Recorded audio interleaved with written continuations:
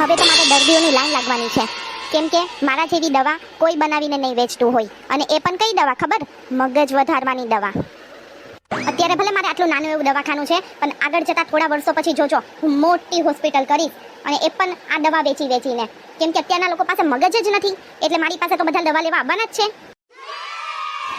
ને આપણી પાસે મોટી એસી વાળી હોસ્પિટલ હશે, મોટી 2-5 ગાડીઓની લાઈન લાગી હશે, ને આજુબાજુમાં નર્સો ફરતી હશે. એટલે આ લાઈન હેને લાગેલી છે? લાઈટ ક્યાં જઈને જોવા દેતો. એ ભાઈ, આ હેને લાઈન લાગેલી છે? દવાની? એવી તો કેવી દવાની? મગજ વધારવાની દવાની. હે, તમારી પાસે મગજ નથી? તમે ગાંડા થઈ ગયા? ના, હવે મારી પાસે તો મગજ છે. તો તમારા ઘરમાં કોણ ગાંડું થઈ ગયું? અરે ના ભાઈ, હવે મારા ઘરમાં બધા પાસે મગજ છે. અરે આ જે ડોક્ટર છે ને, એને એવી દવાનું સંશોધન કર્યું છે ને કે જેની પાસે મગજ હોય ને એના કરતા ઘણું કામ કરે એવી દવાનું સંશોધન કર્યું છે. હું વાત કરો છો? તો મારે પણ છે એવી દવા લેવી છે. હા, હવે હાલ લાઈનમાં ઉભો રહી જા. હા, મગજ તો બરાબર છે તારું, પણ મારે અમુક સવાલ પૂછવા પડશે. પૂછો ડોક્ટર સાહેબ.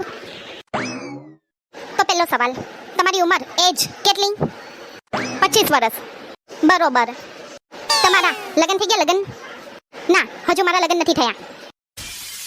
તો તમારા છોકરા કેટલા છે? 1 કે 2? કેવી વાત કરો છો ડોક્ટર સાહેબ? લગ્ન વગર છોકરા થાય? એક કામ કરો ડોક્ટર સાહેબ, તમારી દવા છે ને મગજ વધારવાની, એ પહેલા તમે ખાઓ. હા, બસ તો મારે એક જોવું હતું કે તમારી પાસે મગજ છે કે નથી. હવે આ લ્યો મગજ વધારવાની દવા. હવે તમારી પાસે જેટલું મગજ છે એનાથી 10 ગણું કામ કરશે. હવે તમે પહેલા મને કહો કે તમારે આ મગજ વધારવાની દવા લઈને એવું તે શું કરવું છે? હવે એમાં મારે એવું છે કે હમણાં ચોરોની સંખ્યા ખૂબ વધી ગઈ છે, તો એ ચોરોને પકડવા માટે મારે પોલીસવાળા બનવું છે. હા, હવે બરાબર. હવે આમ જુઓ, પોલીસવાળા બનવા માટે આ દવાની પડીકીમાંથી નાની પડીકી દરરોજ સવાર સાંજ લેજો, એટલે તમારો મગજ ઘોડાની જેમ દોડવા લાગશે. સારું, ચલો હવે રજા લઉં. હું રજા લઉં. પૈસા તો આપો પહેલા. પૈસા તો હું પહેલા પોલીસવાળો બની જાઉં પછી આપવાનો હોય ને. અત્યારે જ દેવાના પૈસા લાવો. પોલીસવાળા બનો પછી હામુય નો જો તમે અમારી. હાલો નેક્સ્ટ.